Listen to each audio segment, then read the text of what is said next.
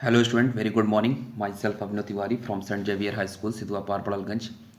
And today I am going to start class 7 SST 7 chapter. तो student हमने last video में इस chapter के 51 और 52 पेज को कंप्लीट एक्सप्लेन किया था। आज हम लोग 52 की बात करेंगे। तो जैसा कि आपके स्क्रीन पे दिख रहा है, ट्राइबल लाइवलीहुड के बारे में हम आज डिस्कस करेंगे।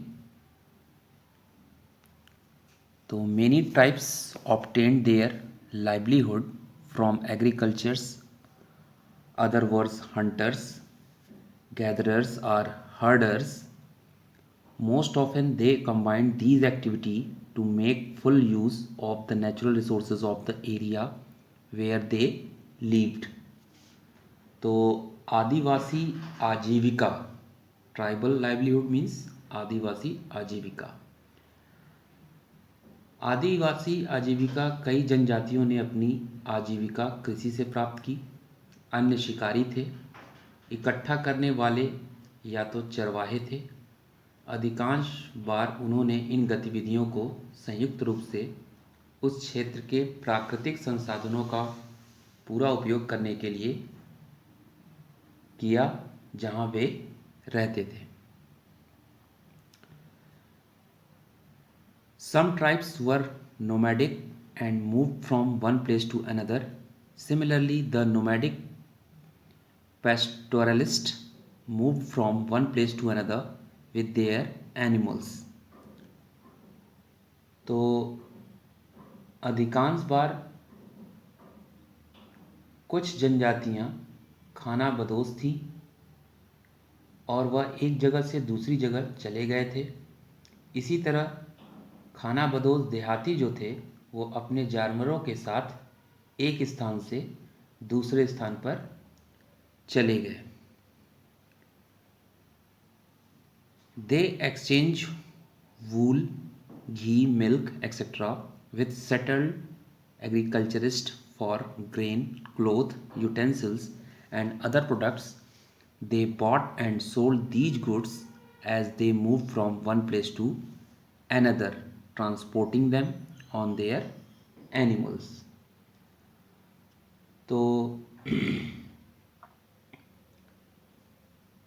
जो अनाज थे, कपड़े और बर्तन और उनके साथ ऊन, घी, दूध आदि का भी आदान प्रदान करते हैं।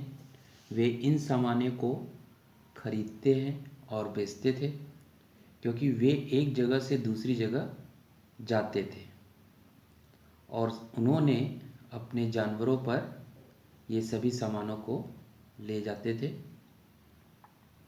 Don't you think that these livelihood strategies of the tribes were sustainable in environmental term?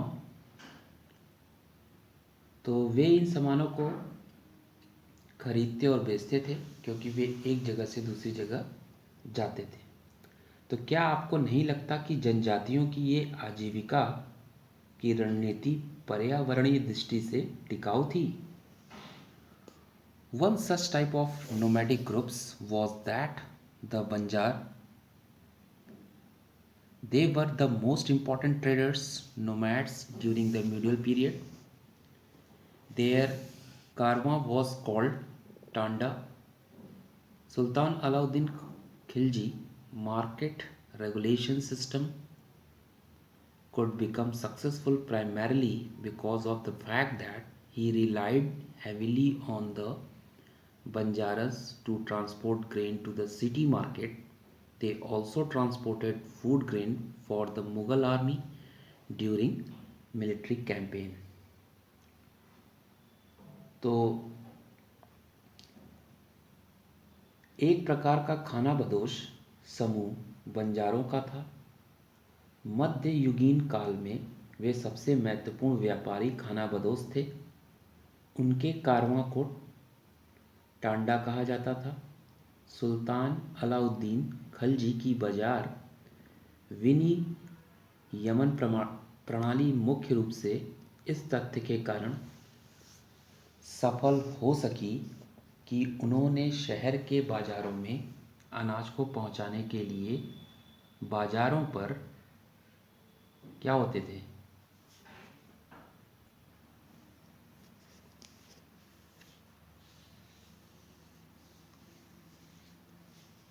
तो उन्होंने शहर के बाज़ारों में अनाज पहुंचाने के लिए बंजारों पर बहुत भरोसा किया। इसके अलावा उन्होंने सैन्य अभियानों के दौरान मुग़ल सेना के लिए खाद्यान्न भी पहुंचाया। अब आते हैं गोंड की बात करते हैं। The Gond were one of the most important tribal groups in central India during the medieval period. मध्य युगीन काल में गोंड मध्य भारत के सबसे महत्वपूर्ण आदिवासी समूहों में से एक थे। The area under their control was between Jabalpur and Bhopal. One of their important queens, Rani Durgavati, is still celebrated in Gond legend for her courage and valor. तो जो इसमें महत्वपूर्ण थे उनका नियंत्रण जबलपुर और भोपाल के बीच था। उनकी महत्वपूर्ण रानियों में से एक रानी दुर्गावती को आज भी उनके साहस और पराक्रम के लिए गोंड जो थे वो किंवदंतियों में मनाया जाता है। इसके अलावा Rani Durgavati ruled the region during the 16th century on behalf of her 5-year-old son.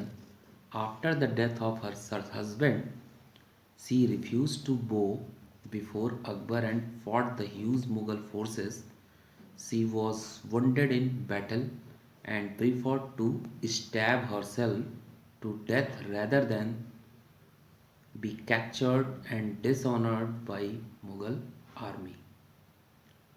The Gondwana region later come under the control of the Marathas in 1789 and finally in 1817 the region was brought under British command.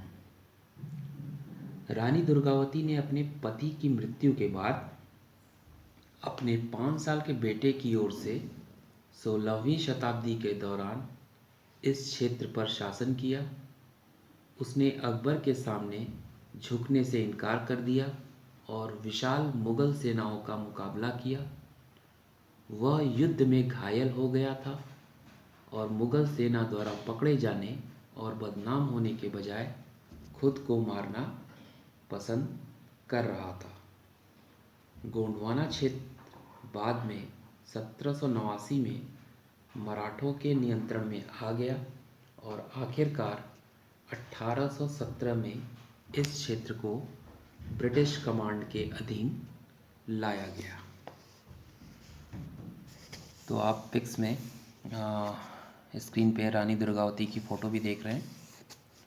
तो इस तरह से ये chapter यहीं समाप्त होता है। इसके अलावा इस चैप्टर में एक्सरसाइज में filling the blanks question answer भी हैं। तो इसके पिक्स मैं आपको सेंड करूँगा। आप सभी लोग क्वेश्चन आंसर फेयर कॉपी पे राइट करेंगे और फिलिंग द ब्लैंक्स बुक में फिल करेंगे। तो फेयर कॉपी आप चैप्टर 7 तक हिस्ट्री में मेंटेन करेंगे और लर्न करेंगे। So we will meet in next video. Till then bye bye.